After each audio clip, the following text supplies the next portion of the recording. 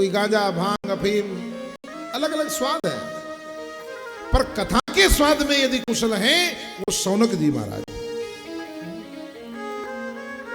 अद्भुत प्रश्न। अज्ञान ध्वांत विध्वंसो कोटि सूर समप्रभ सूतख्या ही कथा सारम मम कर्ण रसायनम। हे नाथ, आपका जो ज्ञान है वो अज्ञान रूपी अंधकार को दूर करने के लिए करोड़ों करोड़ों भगवान भास्कर के समान है। इसलिए आप ऐसा कीजिए, कथा का सार कहिए पर रसायन, मम कर्ण रसायनम, मेरे कानों के लिए रसायन हो।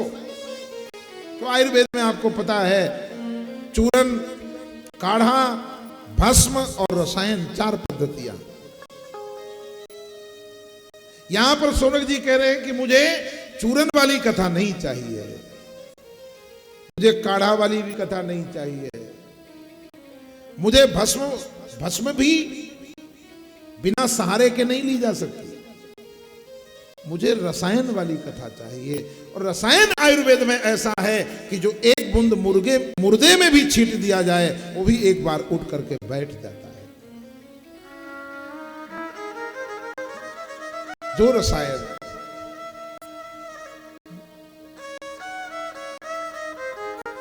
राजमहल की रानी पी गई, मीरा ने रसायन पिया, रसखान ने, नानक ने, चैतन्य ने, कबीर ने, तुलसी ने।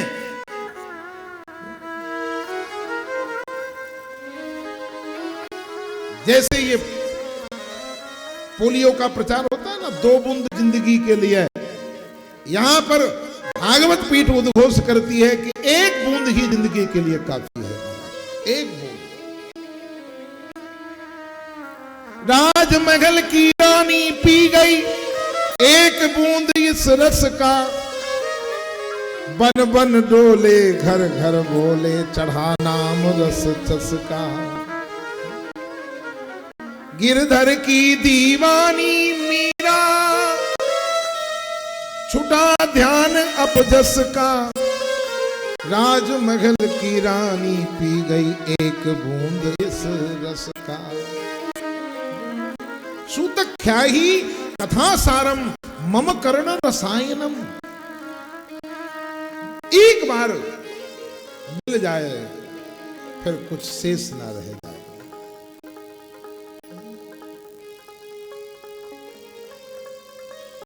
पर वो रसायन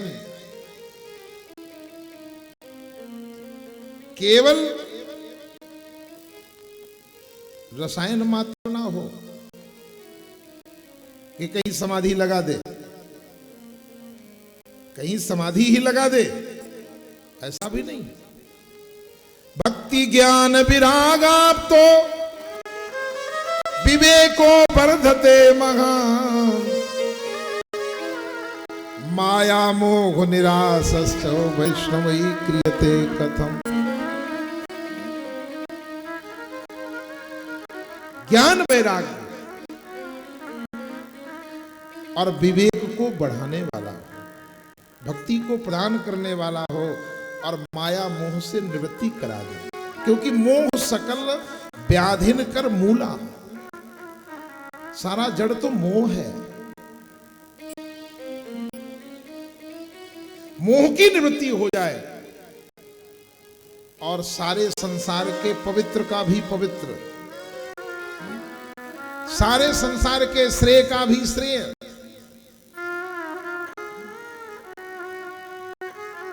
और भगवान श्री कृष्ण की प्राप्ति का शाश्वत साधन। श्रेयसाम यद भवत श्रेया पावना नाम च पावनम, कृष्ण प्राप्ति कर्म शाश्वत साधनम तत्पदाधुनम। भगवत प्राप्ति का शाश्वत साधन हो, एक बार कर लेने के बाद फिर निहारना न पड़े कि वो भगवान किधर से आएंगे।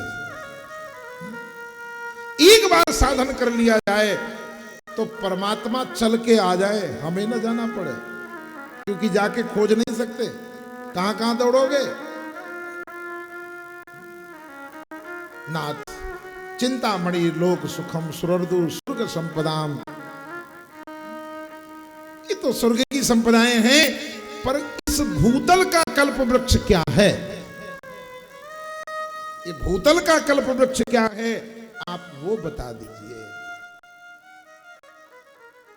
शौनक जी के प्रश्न को सुनते ही सूत जी बुरी बुरी प्रशंसा करते हुए कहा, अरे शौनक, बड़ा अद्भुत साधन है, बड़ा अद्भुत कल्प वृक्ष है।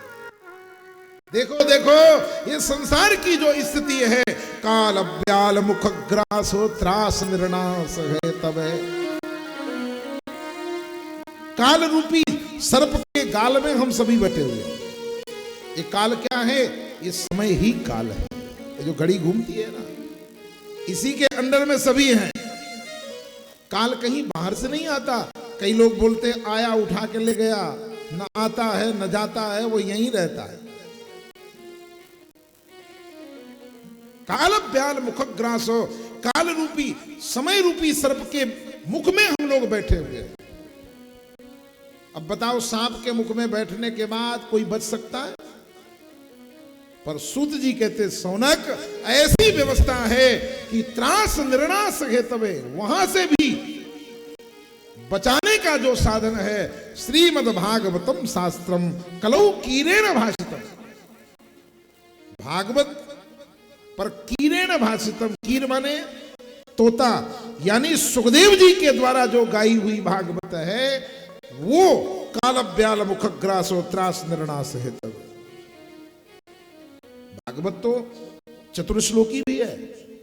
आमेवा समेवाग्रे नानदीय सत्वम पश्चात हम यदे तच्चो योषिष्ये सोस्म्यहम् ऋतेर्थ यद प्रतीयेतो न प्रतीयेत चात्मनि यद विद्यात्मनो माया यथा भासो यथा तमा यथा महन्ति भूतानि भूतेषु चावचेत्सनु प्रविष्टानि प्रविष्टानि न तेषां न तेष्वहम्। भागवत तो चतुर्श्लोकी है, और वो नहीं। भागवत तो सूत जी ने भी गाई, पर वो भी नहीं। सूत जी स्वयं कहते हैं कि मेरे द्वारा गाई नहीं। भागवत तो वेद व्यास जी ने जैमिनी को भी पढ़ाया, सुमंतु को पढ़ाया, कई शिष्य थे, पर नहीं जो सुखदेव जी ने परीक्षित को सुनाया वो कथा। क्यों? क्योंकि वक्ता यहां त्यागी है, अनुरागी है, बैरागी है। वक्ता बैरागी हो और श्रोता त्यागी हो, तब कथा प्रकट होती है महाराज। ये अगम पंथ दीवानों का, इसे संसारी क्या समझेगा, कथा है। क्योंकि कथा से ही त्याग का जन्म होता है। कथा त्याग प्रकट करती है। और परीक्षित जैसा त्यागी चक्रवर्ती सम्राट थे, एक क्षण में सब कुछ परित्याग दिया। इसलिए सूत जी कहते हैं, श्रीमद् भागवतम शास्त्रम कलौ कीरेण भाषितम। सुखदेव जी के द्वारा जो गाई हुई भागवत है, वो कल्प वृक्ष है। और हुआ क्या? बोले, जब सुखदेव जी परीक्षित जी को कथा सुना रहे थे, तो उसी समय देवता लोग अमृत का कलश लेकर के आ गए। यहां पर देवता संसारी लोगों की भूमिका अदा कर रहे हैं। देवताओं ने कहा, महाराज आपके जजमान को मरने का डर है, इसलिए ऐसा करो, ये अमृत पिला दो, इसको विदा करो, जाने दो, कथा का लाभ हमको दे दो ना। सुखदेव जी हंस पड़े, अरे देवताओं, कितने स्वार्थी हो तुम कथा की महिमा नहीं जानते। क्वा सुधा क्वा कथा लोके क्वा कांचा क्वा मणिर महान। अरे कहां कांच का टुकड़ा कितना भी चमकीला हो, पर हीरे की बराबरी नहीं कर सकते।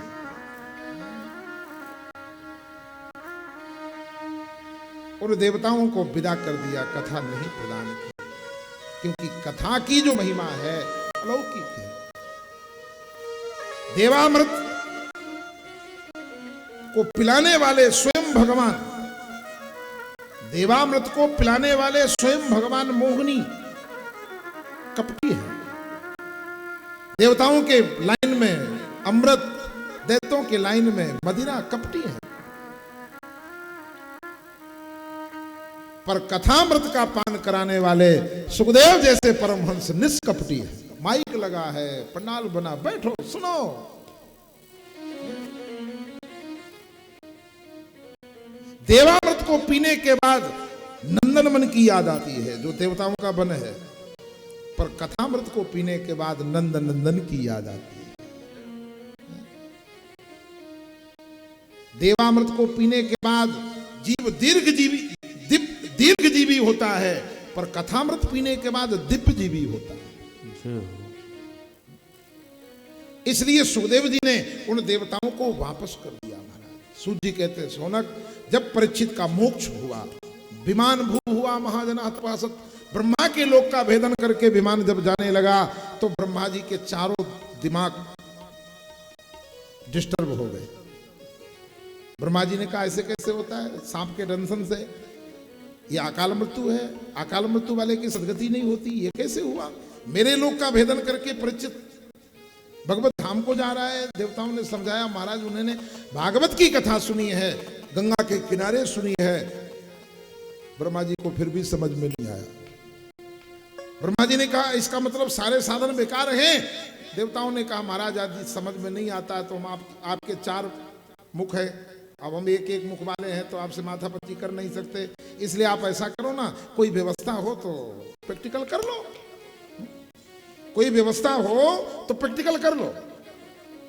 तो ब्रह्मलोक में ही ब्रह्मा जी ने तराजू मंगाया। तराजू के एक पलड़े पर सारे साधनों के फल को रखा और एक पलड़े पर भागवत के फल को रखा। जैसे उठाया महाराज, तो सारे साधन वाला पलड़ा उठ गया, भागवत जी वाला पलड़ा ही भूतल में रखा रह गया। वही सूत जी कहते हैं, वही भागवत की जो महिमा है, भागवत की जो विधि है, वो नारद जी ने सनक सनंदन सनातन संत कुमारों से श्रवण की। ये कैसे हुआ?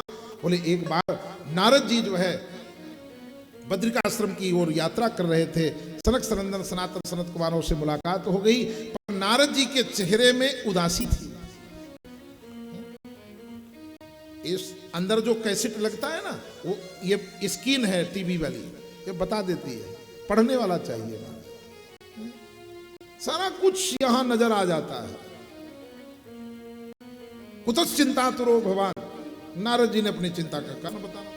यहां आए, फिर मैं श्रीरंगम, कुरुक्षेत्र, हरिक्षेत्र, भारत के समस्त तीर्थों में भ्रमण करता रहा, और करते करते कहीं पर मुझे थोड़ा डर सा लगा, क्योंकि नाना प्रकार से जो है, नाना प्रकार के लोगों ने पहले घर बांटा, फिर परिवार बांटा, दीवार बांटी, भगवान को भी बांट के बैठ गए। वो कहता ये मेरा भगवान है, वो कहता मेरा भगवान है, वो कहता मेरा भगवान। कहीं पर मुझे कुछ शांति का कोई सिस्टम नहीं दिखाई दिया। फिर वहां से चलते गृहस्थियों के यहाँ गया, तो महाराज वहां पर जो मैंने देखा, अरे बड़ी विलक्षण स्थिति थी। तीर्थराज प्रयाग है, क्या वर्णन करना है। पर यहां पर 4 बातें कही हैं जो हमारे जीवन के सबसे बड़े बाधक हैं साधना में। मंदा सुमंद मतयो मंद भाग्या उपद्रुता। जीव की स्थिति हो गई, बोले मंद है। अब कहते ना मंदमती,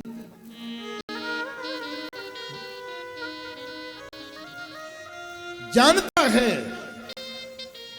समझता है, पर मानता नहीं।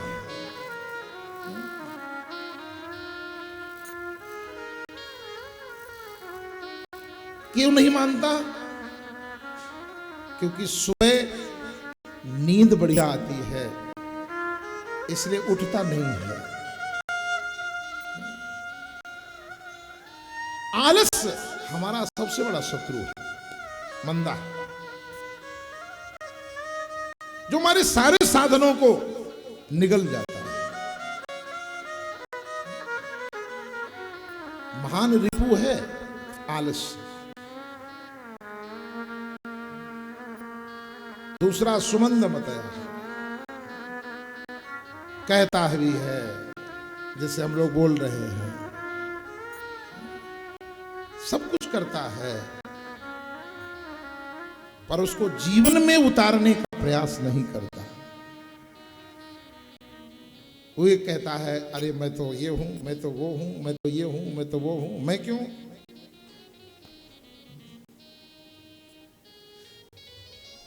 सुमति है, पर वो सुमति होते भी मंद है आलस्य के कारण।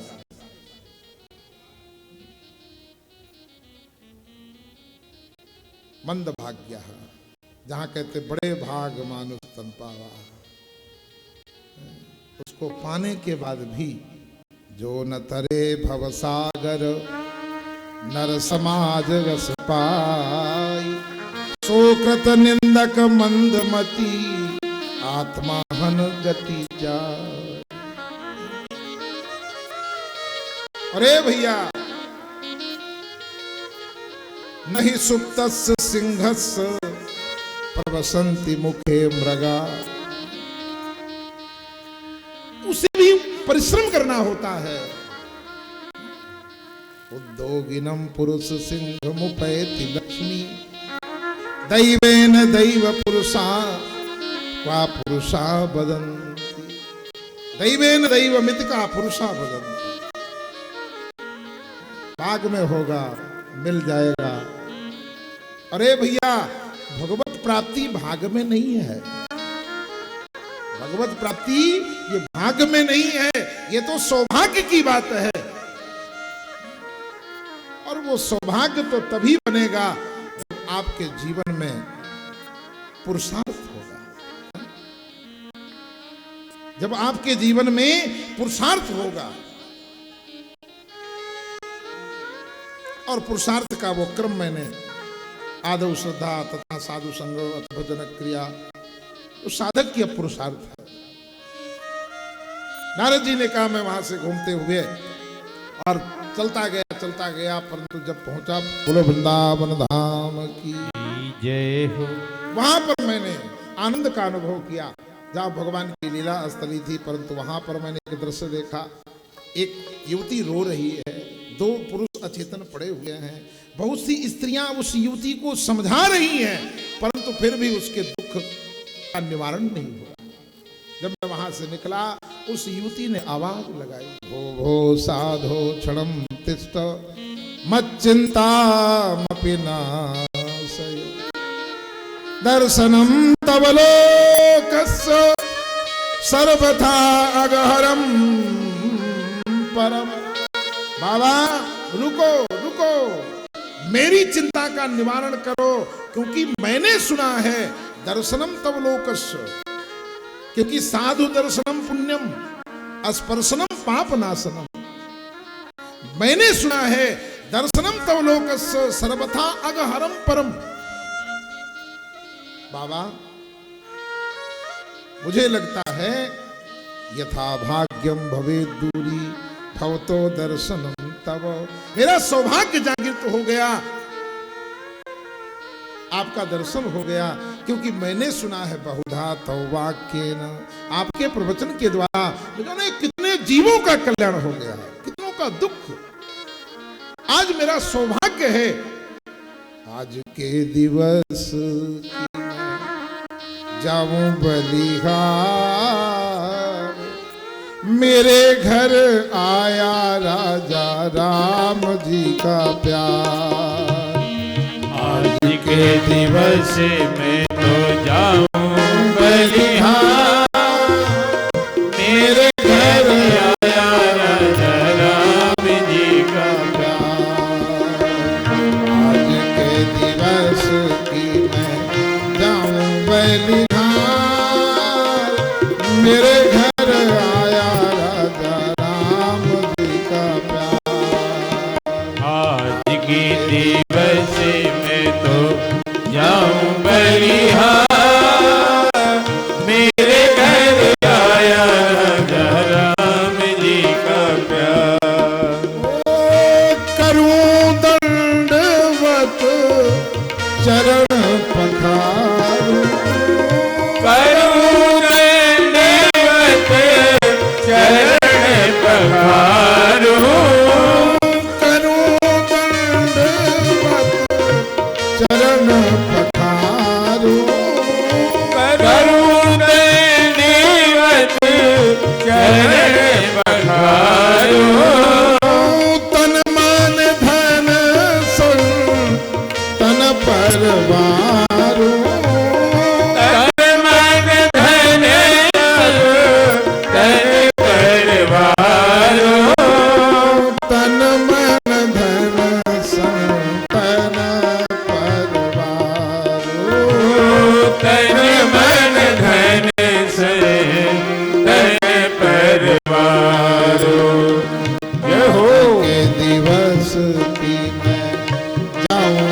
बलिहार मेरे घर आया राजा राम जी का प्यार।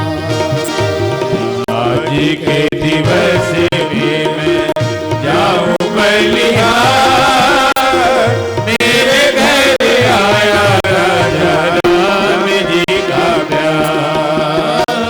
मेरे घर आया राजा राम जी का प्यार। मेरे घर आया राजा राम जी का प्यार। यदा भाग्यम भवे दूरी भवतो दर्शनम। नाथ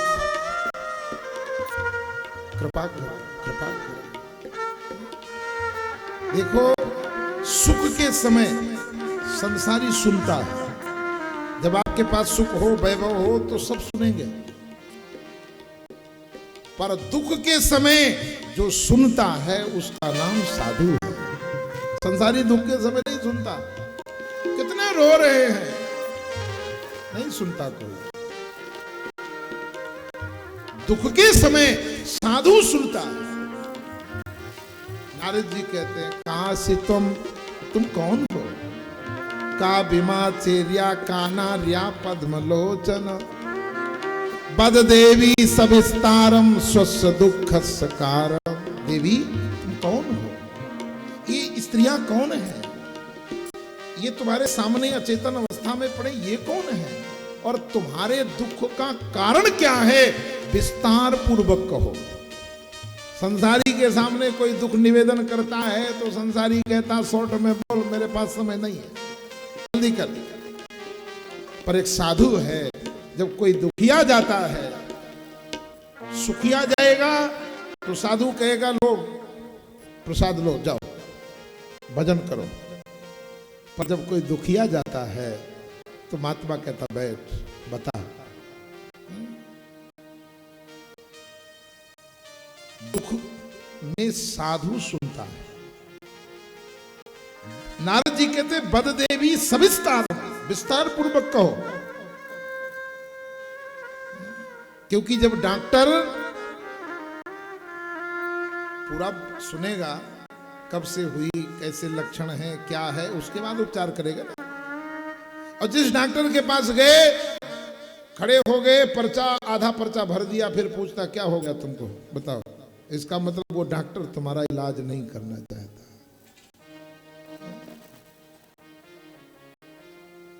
सदगुरु वैद बचन विश्वासा संयम यज्ञ विषय की।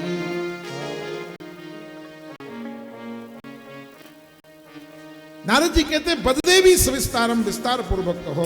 तब भक्ति महारानी ने अपना परिचय दिया। नाथ उत्पन्ने द्रविणस्याहम वृद्धिम कर्णाटके क्वचिन क्वचिन महाराष्ट्र गुर्जरे जूर्णताम गता। मेरा जन्म भी बहुत अच्छी जगह हुआ, मेरा लालन पालन भी बहुत अच्छी जगह हुआ, पर गुजरात में जो है मैं जीर्ण हो गई, क्योंकि जहां पाखंड होता है वहां भक्ति नहीं होती। गुजरात में उस समय, इस समय की बात नहीं है,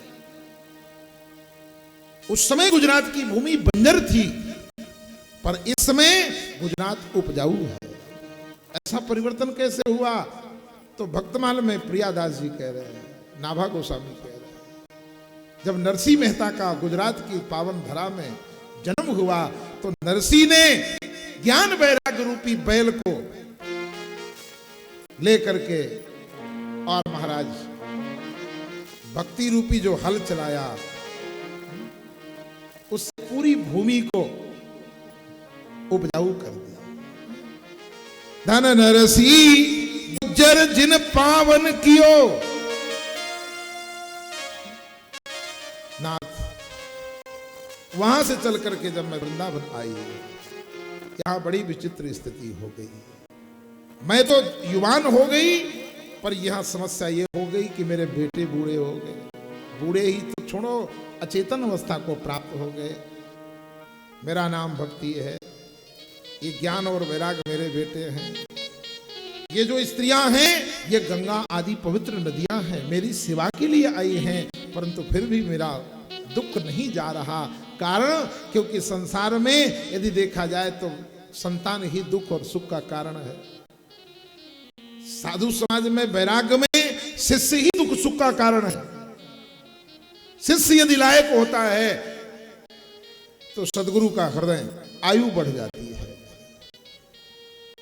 और यदि नालायक हुआ तो उनकी आयु क्षीण हो जाती है। उनके मन में चिंता व्याप्ति है कि इतना बड़ा साम्राज्य मैं किसके हाथ में सुपुर्द करूं। जहां से भक्ति का, ज्ञान का, वैराग्य का जहां से उपदेश होता है, समाज को शिक्षा मिलती है, आज के बाद कौन शिक्षा देगा। सदगुरु चिंतित हो जाता है। सद शिष्य को पाकर सदगुरु का हृदय फूल जाता है। ऐसे ही संसार में सदपुत्र को प्राप्त करके मनुष्य की आयु बढ़ जाती है, और यदि कुपुत्र को प्राप्त कर लेता है तो उसकी आयु क्षीण हो जाती है। अजात मृत मूर्खाणाम है ना, अंतमस्तु पदे पदे। जिसके नहीं है कम दुखी है, जिसके होके मर गया वो भी कम दुखी है, थोड़ी देर याद करेगा।